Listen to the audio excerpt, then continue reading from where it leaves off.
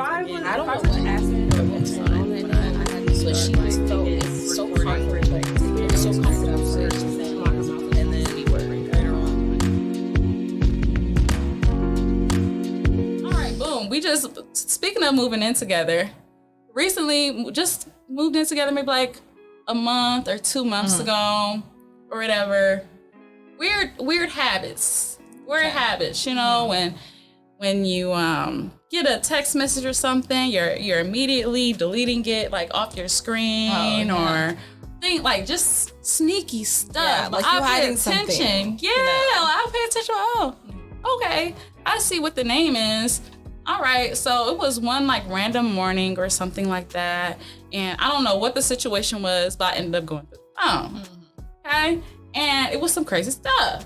She had just got this new job or whatever, and I guess she was like trying to come on to one of her coworkers and telling her that she's single and and telling other people in the facility that she's trying to get with the girl. That's real bold.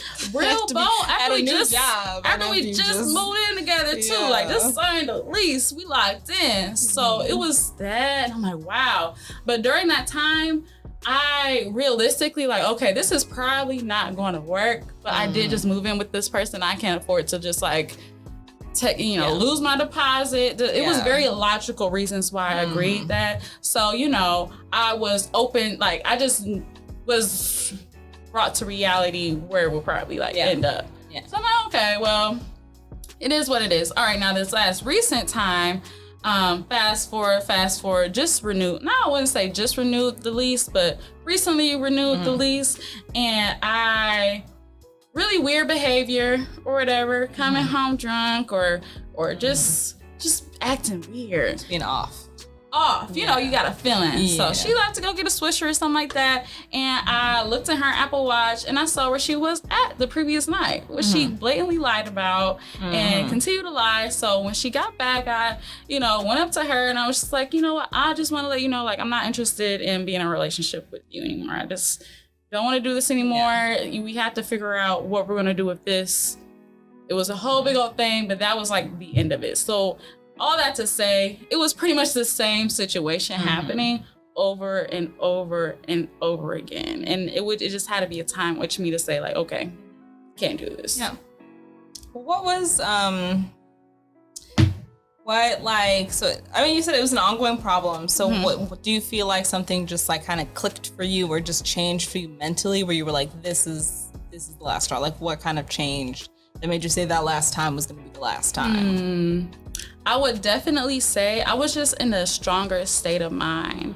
Like I had a lot of things going. So we've been dealing with the same thing for a while. So I went through like a whole depression, a whole a lot of things I was trying to like build myself back up. Recently, like we were in the pandemic, a lot of things are going on. And within that, I decided to kind of like take control of my life. Like I got declined for a job that I really wanted. Like just things were just not lining up for me. So I decided like to start my own business to like let go of a lot of the things that weren't making me happy. It was kind of like I was already going through this like rebirth in a way. So at the same time, I'm like, all right, I already know that you don't align with my core values. I already know that you are not great for me. I'm in a space where I can probably figure this out on my own. I'm making some side income on the side because again, girl, my therapist, she helped me. Therapist came through. Girl, because she was like, all right, so you don't want to be with her. You can't afford to move. So what do you need to do in order for you to be in a space where you can move on? Yeah. How much money, we need to figure out how much money do you need to make for you to live on your own? How much money do you need to make so you're not worried about losing out on this deposit? And we figured it out. I started making that money. So I was in a space where I'm like, I've been preparing for this moment just in case. Don't need nobody. And I already got somebody that wants to love me. Yeah. So I'm like ready. So it was really crazy to say this, but it was a very beautiful moment where I just like reclaimed my freedom and my happiness. Yeah, that is a beautiful moment. I'm proud of you. Oh, thank you. So I guess with all of that going on, would you even necessarily say that you were like necessarily like heartbroken over the situation, or were you just kind of like emotionally like taxed and it was just like easy to move on? I would say towards the end, I was just emotionally taxed. However, throughout that relationship, I was heartbroken throughout the relationship because, again, the same thing was happening. I was giving it a chance, like putting my feelings to the side and like continues to pour into this person, and I'll get my heart broken again and again and again. I would say finally that last time, I didn't feel that heartbroken. I just felt like relieved. Yeah. I understand that. Yeah. It's like, finally, girl. Yeah. So when you were still in the relationship and kind of going through the feelings of like, when you started kind of slipping into a bit of a depression, like feeling heartbroken, like what were ways that you were like kind of trying to cope with things or trying to keep your head up? Like were you just trying to stay positive? Were you just like trying to work on your own thing? Or were you just like... Were you just like trying to communicate with everyone or like? No, I wasn't communicating with anyone. But so there were some healthy ways and some unhealthy ways I was coping. Unhealthy ways, I was just like hanging out with my friends, drinking a lot, like just like trying to forget about it, trying to stay out and not go home and like, you know, stay at work all day because I am a workaholic. I will admit that. So. Yeah, you got a full-time job and a business? Yeah, girl. So I would do things like that. But also, initially, when I started seeing my therapist, so I've seen two throughout the whole relationship for the first time in my life, right? So that even tells you that it kind of drove me to seek help for myself. But I definitely would say, I would definitely say that just, I don't know, just focusing on myself helped me. I journaled a lot. Like with my therapist, the first activity that we did together when I came in there, like I told her, like, I'm depressed. Like, I need help. How do I get out of this? She told me to align, like, what are 5 core values that you have in your life? Identify them, describe them, elaborate. That's for our next session, and put it as a phone, like a screensaver on your phone screen, so you are always aligned. No matter who you come across, like whatever your ex, your friendships, an opportunity, anything, make sure it aligns with all of your core values. And if it doesn't, then you need to investigate which core value is violating. Yeah. So that's something that really helped. And girl, listen, it's still on my phone. It's still on my phone. Yeah, I have to. So that was the one thing that stood out to me the most, is really just figuring out what makes me happy, what am I about, like what makes me strong, what makes me who I am, and grounding myself in that just gave me the strength to kind of like just trust myself to make the right decisions.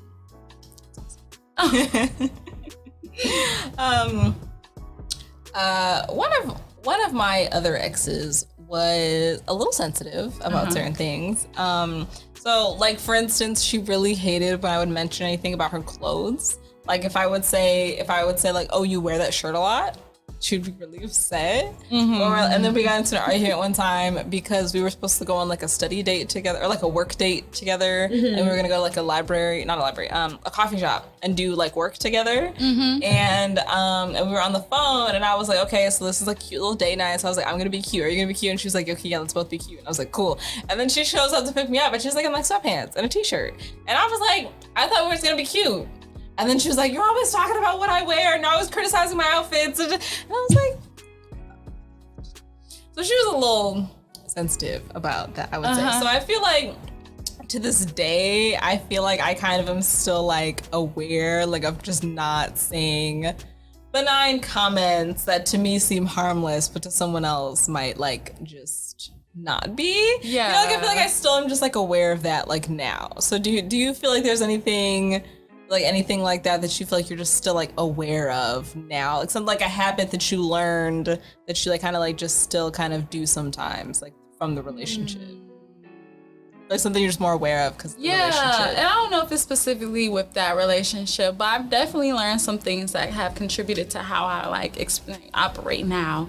A couple of those things are, for one, like not judging people off rip, how they look maybe completely opposite of how they actually act. So it's kind of like really getting to know the person and kind of like not paying attention to what they look like at all. So that's one thing. Okay. Another thing is to really understand how someone was raised, because a lot of that has to do with like how they operate as a person now. Yeah. Like for me, example, I'm an only child raised by a single mom, no siblings. It's just me and her. She was very introverted. I'm very extroverted. So I had a lot of space to just be free and be me and do me. So I don't have a lot of fear with a lot of things because I just been doing my thing for a long time. Now other people are raised differently. They may be a little sheltered. They may not have had the freedom to do what they wanted to do. So that may play out in their adult life and how they operate. So just being aware of that and not just assuming that people had the same like preface as you or had the same start as you or have the same morals or rules that they were kind of like molded them in a way. So that's another thing. And I think that's like just like basic things, right? You meet anyone and you don't know where they came from, so you really can't judge them or really can't assume that they know the same things as you or they operate with the same way as you. And also I am way more aware of like mental health. Because like I won't put nobody's business, but I have been in relationships in which I dealt with someone with like mental health issues. And it's like, okay, you can't assume that everyone is like, what is it, neurotypical. Like they don't have any type of mental issues at all. Like there's a lot of different things that people deal with, but it's also being aware of like, okay, well, you have this disorder or you are dealing with this. So what do you need to do in order to take care of yourself, right? To make sure that you're okay, the people around you are okay. So also just like, I don't know, being open to helping and not pushing, but like being there, supportive for someone that's being understanding for someone that's like going through them. Yeah, that is positive. And what is your relationship like with this particular ex now? Like, do you speak at all or no? No. No. Okay. And I think that's okay. Yeah. I think that's okay too. We had a chapter. It was great. We were great friends, but neither one of us feel that we can necessarily be friends or should be friends at this point. It's like it was a great run. But you can no longer serve each other in each other's lives anymore. Exactly. And I'm sure if like I'm with someone now, but I'm sure if she's with someone now, then it would be weird for us to even be, I mean, I feel like we can be cordial if we were to see each other, but there's no like outreach or like initiative in trying to communicate, and that's okay. So in your new relationship, I think some people kind of have different perspectives on how much you should kind of talk about your exes with your new partners. So kind of what is y'all's dynamic like? Like, does your new person like know a lot of the story of what happened between you and this person and all of your other exes, or do y'all kind of just like, we're new, we don't got to talk about that stuff, it's in the past? Like, what is your kind of perspective on that? Yeah, so I would definitely say that she was there for a lot of it. Like, she knows about it. When we initially met, it was kind of around the time with the whole coworker thing going on. So that's when we initially met. We didn't like, it was just like, hi, bye, type of Instagram. Oh, like on the thing. But so she was there, and especially during the end of the relationship, or even post the end, because we were still living together when we were separated. It was very awkward, a lot of things going on. She was there like on the phone with me. It was a long distance relationship, but we were there. She was there with me, so she knew what was going on at the time. So nowadays, I don't really try to bring it up much. Now, there are times in which, like, I try to be transparent. Ooh, I'm telling all my business. It's okay. It's okay. There are times where I will be be honest. I'm like, ooh, child, that was a little triggering for me because girl used to like do that a lot, and like it just made me feel good to be honest horrible. about it with your partner. Yeah, but also it made her feel some type of way. You know, so I'm still trying to find like the balance because I am very communicative. I am very transparent and honest with how I'm feeling at the time. Like if something like just mess with my soul at that moment, like, ooh. Oh, yeah. I don't know what that was, but I'm the same way. It began me in trouble too. Sometimes it's just like, you know, sometimes it's just your truth. It's just really not something somebody wants to hear. Yeah. You know, but it's just something you still want to like feel like a need to express. Exactly. You know? So it's like trying to find that balance because again, like although it is like an ex story, it's also a part of my journey because again, within all of that stuff going on, I bloomed something beautiful. Yeah. I started a business. I started a whole like personal brand. I bought my first property here in Atlanta. So I finally have roots, you know what I mean? So there were a lot of great things that came out of that. So I don't feel like I don't feel the need to suppress it or forget about it because it is a part of my story. Yeah. Unlike a lot of like my other relationships, because again, I'm like, I don't even remember them exes. Yeah. What happened? Yeah. So yeah, I am trying to find the balance, but she is like open to it because again, she was there during a lot of it where I'm like, oh my gosh, girl, I am over here sleeping on an air mattress in the damn sunroom in the cold because she feels like she deserves to sleep in the bedroom. You know what I mean? Things like that. So still trying to find a balance. We're working on that. Yeah. Yeah. But yeah, I agree that it's kind of a lot of the time it is important to know. I do agree that a lot of the time it's important to inform a new partner of your backstory or like reasons why you may do the things you do or like think the way that you think or like reasons why certain things might make you think this or that, you know. So I agree that I think that it's important, but sometimes it's just not fun to say. Yeah, and I mean also if the shoe was on the other foot, it's like, okay, if they're bringing up their ex all the time, we'll be like, okay. But also I will say I don't bring her up all the time. Yeah. So it's like you're just gonna get what you Yeah.